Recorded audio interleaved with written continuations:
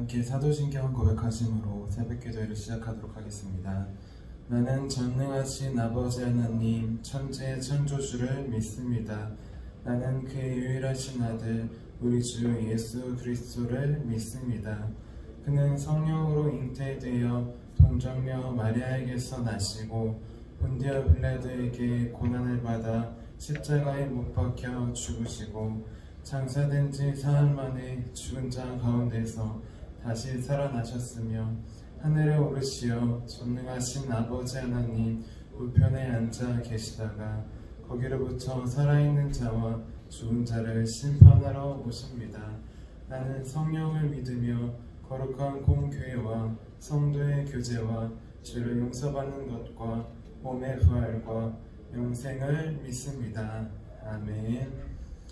아멘. 우리 함께 찬송가 412장 내 영혼의 그 깊은 데서 함께 찬양하도록 하겠습니다. 찬송가 412장 내 영혼의 그 깊은 데서입니다.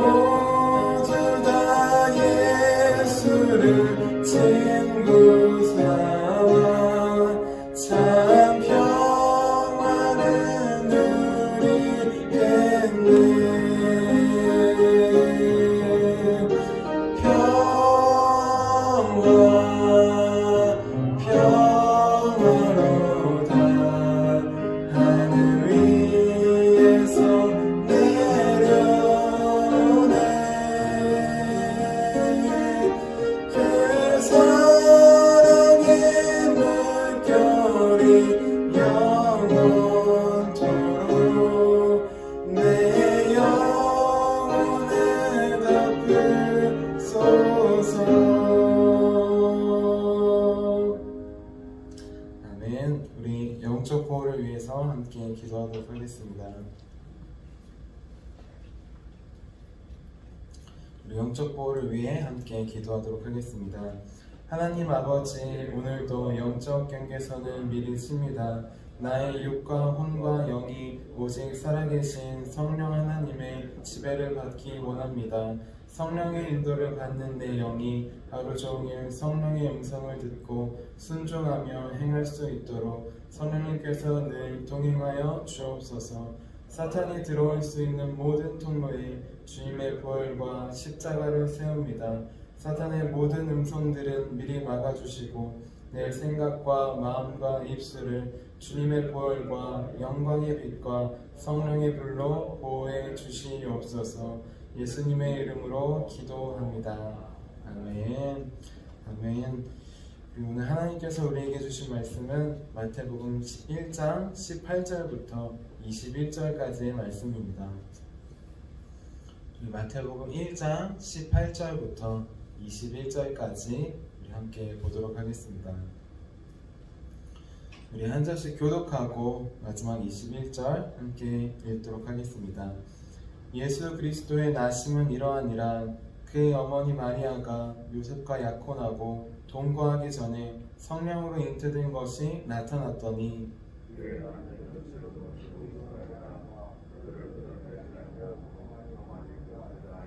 이 일을 생각할 때 주의 사자가 현몽하여 이르되 다윗의 젖은 요셉아 내 아내 마리아 데려오기를 무서워하지 말라. 그에게 잉태된 자는 성령으로 된 것이라. 아들을 낳으리니 이름을 예수라 하라. 이는 그가 자기 백성을 그들의 죄에서 구원할 자이심이라 하니라. 아멘. 제가 기도하도록 하겠습니다. 살아계신 하나님, 오늘도 주님을 잊지 않고 이 자리 가운데 나왔습니다. 주님의 계배에 오른 믿음의 여인들처럼 우리도 그 믿음으로 주님 앞에 나아가기 원합니다. 어떠한 상황과 환경 가운데에서도 굴하지 않고 오직 주 여호와 하나님, 우리 주 예수 그리스도만을 사랑하고 예배하며 주님께 나아오는 우리 모두가 될 수 있도록 도와주세요. 오늘도 우리에게 말씀으로 찾아오실 주님을 기대하며 살아계신 예수님의 이름으로 기도드렸습니다. 아멘. 아멘. 오늘도 우리 영원한 왕 되신 예수님을 만나기 위해 이 자리 가운데 나온 우리 성도님들을 주님의 이름으로 환영하고 축복합니다. 우리 어제는 그리스도까지 14대더라 라는 제목으로 함께 말씀을 나누었습니다. 마태복음의 저자는 일부러 아브라함부터 예수 그리스도까지의 계보를 14대씩 나눠 놓았다고 했습니다. 그 이유는 14라는 숫자가 바로 다윗을 나타냈기 때문입니다. 그리고 계보의 맨 마지막에 예수 그리스도를 넣음으로 예수님을 다윗과 같은 위대한 왕으로 나타냈습니다.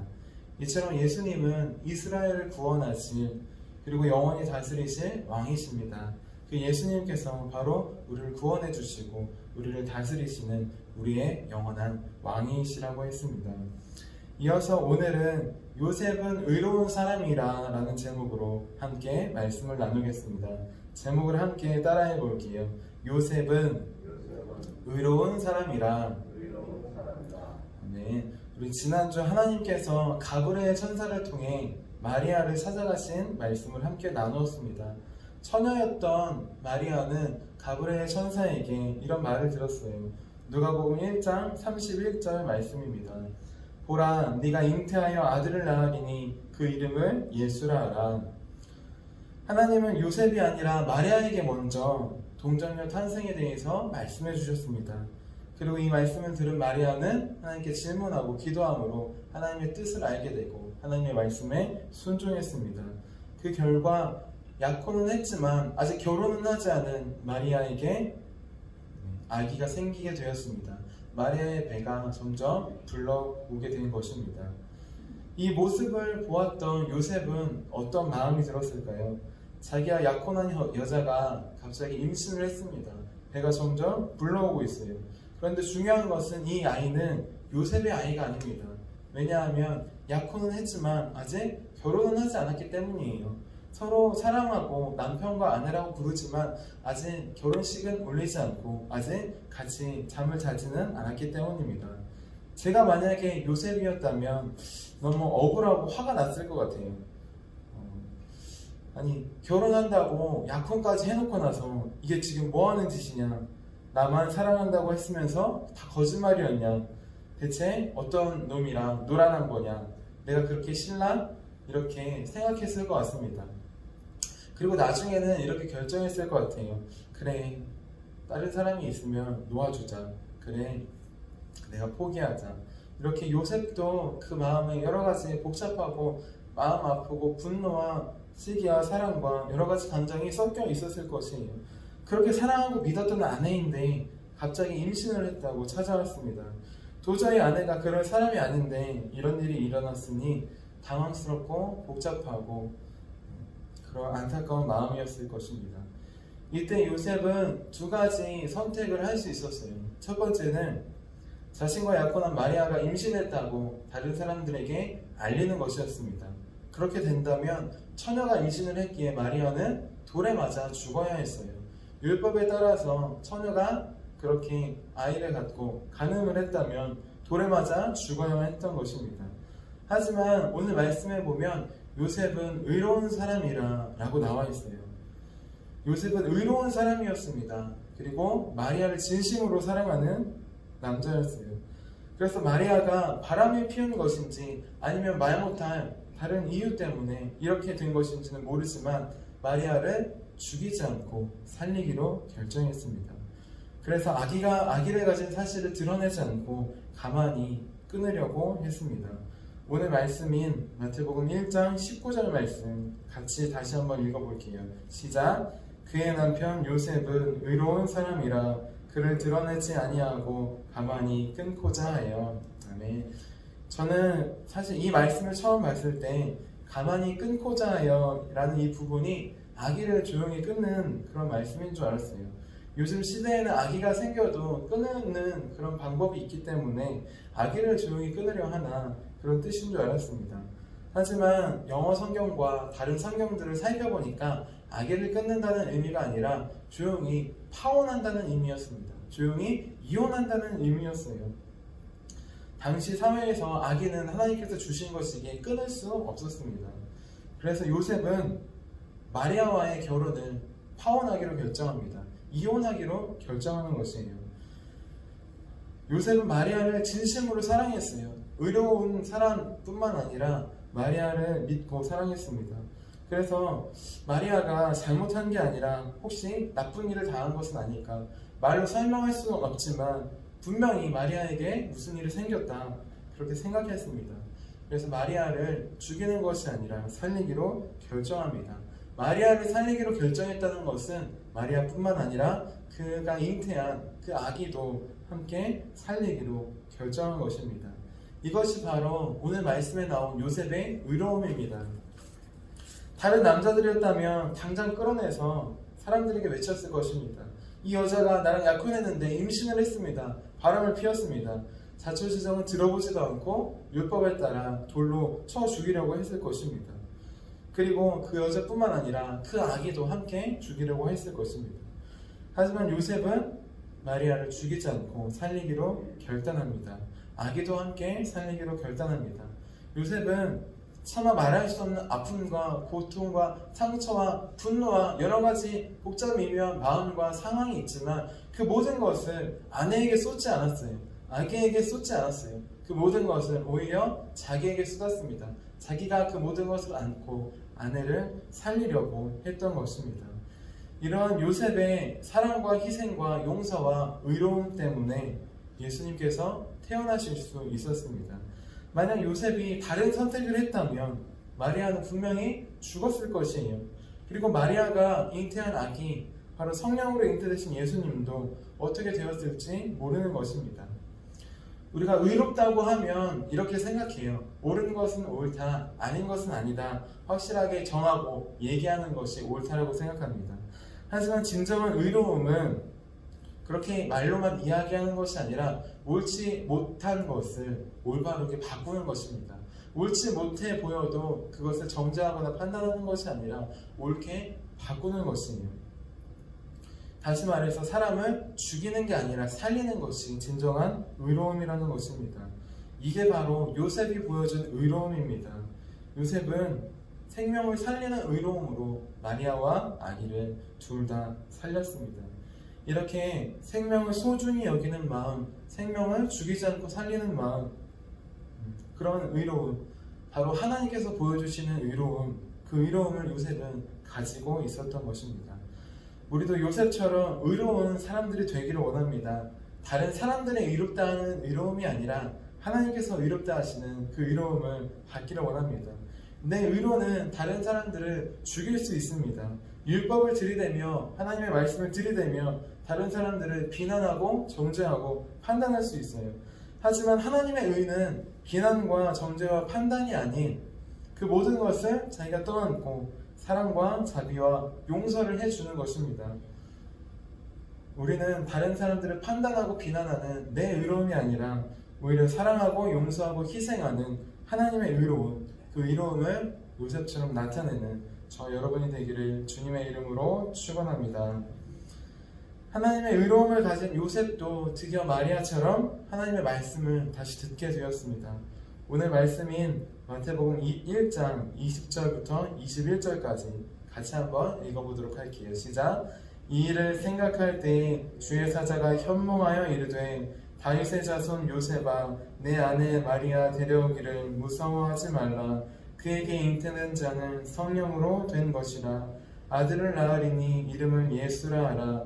이는 그가 자기 백성을 그들의 중에서 구원할 자이심이라 하니라. 아멘. 그에게 잉태된 자는 성령으로 된 것이라. 아들을 낳으리니 이름을 예수라 하라. 이 말씀은 이미 예전에 하나님께서 마리아에게 해주신 말씀입니다. 그런데 이제 하나님은 하나님의 의로움을 보여준 요셉에게도 동일하게 찾아가 주시고 말씀해 주십니다.